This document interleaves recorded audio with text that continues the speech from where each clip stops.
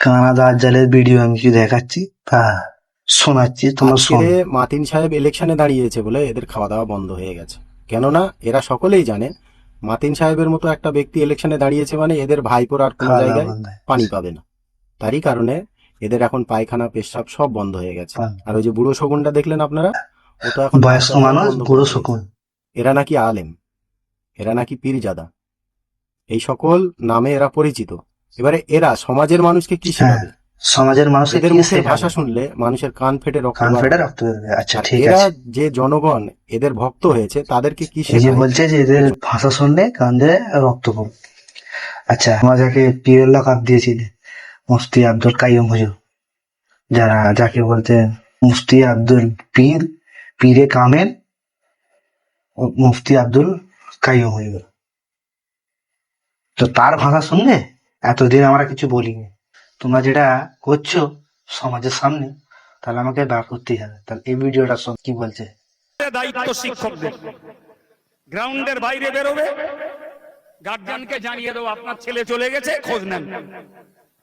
সে তার নানার বাড়ি যাবে না, খালার বাড়ি যাবে না, মামুর বাড়ি যাবে না, ফুপুতে বোনার বাড়ি যাবে, তার ফোন নম্বর জোগাড় করে রেখে দেবো আমি খোঁজ করতেই। অত চোদ্দায় ধরা পড়েনি গার্জিয়ানদের কাছে, সাফ কথা একদম। এ মুফতি সাহেবদের কাছ ভিডিওটা থেকে দিন শরিয়াত শিখবে না, এ শিখবে ওই যে বাচ্চা দেয় লোকের বউ ডেকে ডেকে বাড়ি, শুনে কি মনে ইব্রাহিম, করলে ওর কাছ থেকে শিখবে। যে এনারা যে ভণ্ড আব্বাস বহুত বড় আলিম? সব হ্যাঁ? সময় কোরআন হাদিসের বাইরে ফতোয়া দেয় তার কাছে মানুষ শিখবে। এদেরকে না জুতো পেটা করলে তবে গায়ে রাখবে। একটা মানুষের ভাষা, তুমি যার কাছ থেকে শিক্ষা নিয়েছো মুফতি আব্দুল কাইয়ুম হুজুরের কাছ থেকে, যে সমাজের সামনে, সমাজ মানে সামনে কোরআন শরীফ রেখে এত বড় ছাত্র রেখে সে যদি এই কথাটা বলতে পারে, আর তুমি তো মানে সোশ্যাল মিডিয়ায় এইসব কথাগুলো বলবে নি বা বা বলতে পারবে না, এরকম কোনো কথা বড় কথা না।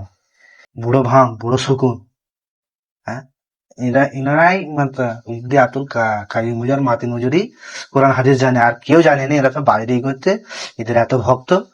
হ্যাঁ, তোমার মতো কানা দাজ্জাল, এরা তোমার মতো কানা দাজ্জাল নয়। তোমরা যেমন চাঁদা খেয়ে খেয়ে তোমার বলতে হচ্ছে মুখে নূর চলে গেছে। এ, এত জয়ী মানুষকে, বুড়ো মানুষকে বলছো এদের মুখে নূর চলে গেছে। তোমার নিজের মুখের নূরটা দেখেছো? হ্যাঁ, সুরত দেখেছো একবার? নিজের আয়নায় এই মুখটা একবার দেখেছো? হ্যাঁ, একটা মানুষকে মানুষকে শকুন বলছো, বয়স্ক মানুষ, বয়োজ্যেষ্ঠ মানুষকে। ওটা একটা বেরিয়েছে না, সত্যি রীতি বড়, আরো বড় বড় কথা বলা যায়, কিন্তু তোমার মতো নিম্ন ধরনের মানুষের না উত্তর দেওয়াটাও হয়তো আমাদের ভুল হবে। এত খানা দাজ্জালের মতো কাজ করতেছো, যেটা সমাজে মানে যেটা সমাজের সামনে, সেটা তোমরা নিয়েছে হো করছো। আমরা দিলাম, আজ পর্যন্ত কাউকে দিইনি। সমাজের সামনে এগুলো তো আরো কোলাগুলি হয়ে যাচ্ছে। কত এরকম করবে? শাক দিয়ে মাছ ঢাকা দেওয়া যায়নি।